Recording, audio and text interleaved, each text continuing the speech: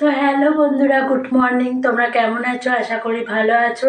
আর আমিও ভালো আছি। আর গলার ভয়েস শুনে বুঝতেই পারছো ভালো আছি বলছি, কিন্তু ভালো নেই।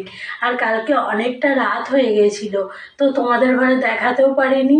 তো দেখো আজকে লক্ষ্মী পুজো, তাই আমি লক্ষ্মী ঠাকুর নিয়ে চলে এসেছি।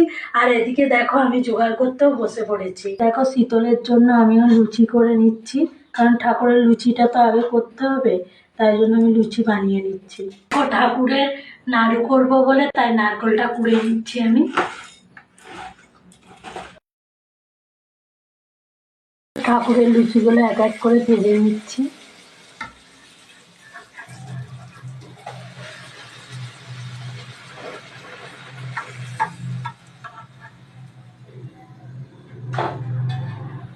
ঠাকুরেরও ফল অর্ধেক কাটা হয়ে গেছে, আর এই লেবুটা কাটতে বাকি আছে, আমি কেটে নিচ্ছি। ঠিক আছে, নাড়ুগুলো পাকিয়ে নিচ্ছি।